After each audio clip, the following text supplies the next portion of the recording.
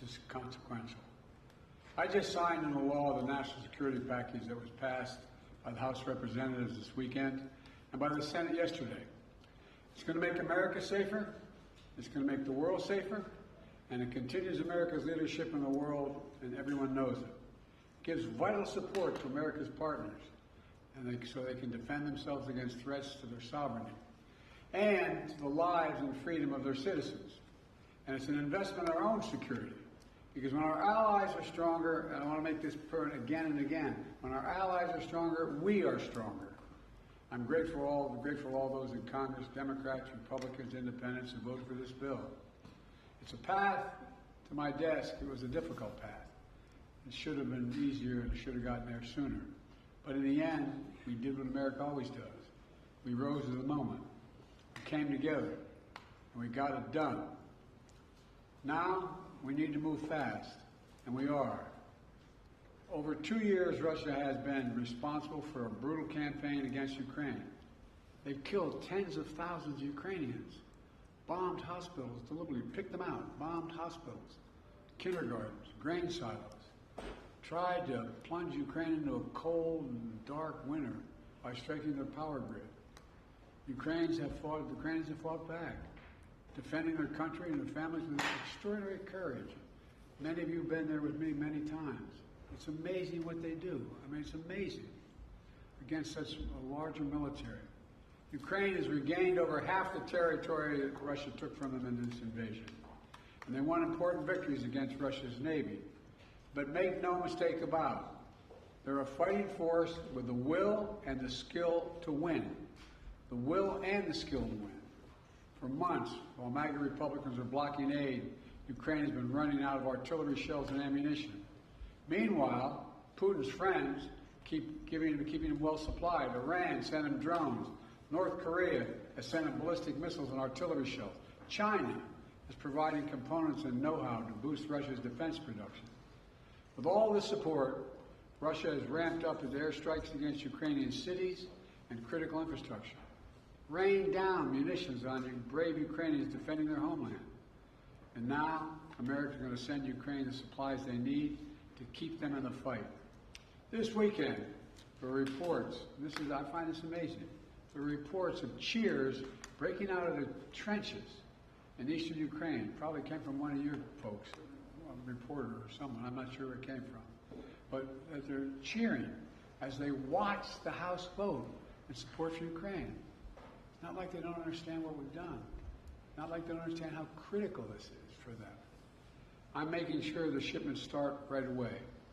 In the next few hours, literally a few hours, we're going to begin sending in equipment to Ukraine for air defense munitions, for artillery, for rocket systems, and armored vehicles.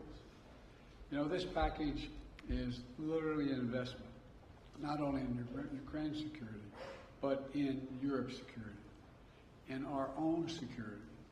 We're sending Ukraine equipment from our own stockpiles. Then we'll replenish those stockpiles with new products made by American companies here in America. Patriot missiles made in Arizona, Javelins made in Alabama, artillery shells made in Ohio, Pennsylvania, and Texas. In other words, we're helping Ukraine while at the same time investing in our own industrial base, strengthening our own national security, supporting jobs in nearly 40 states all across America. You know, the United States is not acting alone, to state the obvious. Our allies in Europe and around the world, who have constantly been asking me, are we going to step up? We're not going to walk away, are we? How many, and some of you have been to these international meetings with me, they're very concerned. Had we failed to step up, Lord only knows what would happen to the cohesion in NATO. They're also sending significant help to Ukraine. We're all standing together against this brutal dictator. As I've argued for months, this is directly in the United States' national security interest. If Putin triumphs in Ukraine, the next move of Russian forces could very well be a direct attack on a NATO ally. And you all know full well that invoking Article 5, the North Atlantic Treaty, would be the first thing that comes to mind, which declares an attack on one as an attack on all. If Putin attacks a NATO ally like he's attacking Ukraine today, we'd have no choice but to come to their aid, just like our NATO allies came to our aid after the September 11th attacks. That's why we're supporting and surging support now to Ukraine, to stop Putin from drawing the United States into a war in Europe and in the future. You know, it seems to me we should take a little bit of a step back and realize what a critical moment this was for the United States and for NATO. This is a historical moment. In the last 2 years, we've helped unify, strengthen, and expand NATO. Imagine if instead we had failed to step up now and to support Ukraine. All those gains would have begun to unravel. The cohesion of NATO would have been weakened, and our national security would have been undermined without any question. You know, Putin started this war believing he could easily break the will of the people of Ukraine. When that failed, he changed his strategy a little bit, thinking we could break the will of NATO, break the will of the United States, break our will. Well, he's failed again. America stands with our friends. We stand up against dictators. We bow to no one, certainly not Vladimir Putin. Look, this bill also includes vital support for Israel. Just 10 days ago, we saw Iran launch over 100 missiles and drones at Israel. Because of them and other allies across the world, including from the region, no serious damage occurred. An unprecedented attack that followed years of Iran supporting Hezbollah, Hamas, and proxies of their own attack on Israel. They fund these guys. My commitment to Israel, I want to make clear again, is ironclad. The security of Israel is critical. It will always make sure that Israel has what it needs to defend itself against Iran and terrorists it supports. And with this aid, the United States is going to help replenish Israel's air defense and provide other critical defense so Iran can never carry out the destruction it intended with its attack 10 days ago. But at the same time, this bill significantly increases humanitarian assistance we're sending to the innocent people of Gaza who are suffering badly. They're suffering the consequences of this war that Hamas started. And we've been working intently for months to get as much aid to Gaza as possible. This bill includes $1 billion for additional humanitarian aid in Gaza.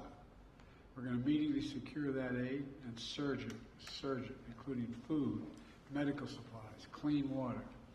And Israel must make sure all this aid reaches the Palestinians in Gaza without delay. And everything we do is guided by the ultimate goal of bringing these hostages home, securing a ceasefire, and setting the conditions for an enduring peace. You know, there's more that this bill does, as you all know, the press here, including providing for support to strengthen even further our allies and partners in the Indo-Pacific region, as well as humanitarian aid to places including Haiti, Sudan, and Somalia. But there's one thing this bill does not do: border security. You know, just this year I proposed and negotiated and agreed to the strongest border security bill this country has ever seen. It was bipartisan. It should have been included in this bill. And I'm determined to get it done for the American people. But I'll come back to that at another moment, another time. This is a reminder of what America can do when we come together, despite our differences. I want to thank everyone in Congress who made it possible, especially the bipartisan leadership. Speaker of the House, Mike Johnson, Leader Jeffries, Leaders Schumer and McConnell. They don't always agree, but when it matters most, they stepped up and did the right thing. And I mean this sincerely. History will remember this time. History will remember this moment. For all the talk about how dysfunctional things are in Washington, when you look over the past 3 years, we see that time and again on the critical issues, we've actually come together. It hadn't always been easy. But when it's time to decide to rebuild America, we did it with the bipartisan infrastructure law, which is just underway. When it came time to invest in our semiconductor industry and technologies of the future, we did it with the Chips and Science Act. And when it came time to stand with Ukraine and Israel and help the people of Gaza, we did that as well. At the end of the day, most of us, whether we're Democrats, Republicans, or Independents, believe that America must stand up for what is right. We don't walk away from our allies. We stand with them. We don't let tyrants win. We oppose them. We don't merely watch global events unfold. We shape them. That's what it means to be the indispensable nation. That's what it means to be the world's superpower and the world's leading democracy. Some of our MAGA Republican friends reject that vision.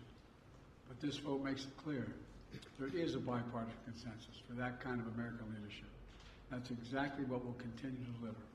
I thank you all very much, and now I'm going off to make a speech at the hotel I'm late for, and I have plenty of time to answer questions on this and other matters. Can I ask a quick one on TikTok? Mr. President, do you have a message for the protesters on campus?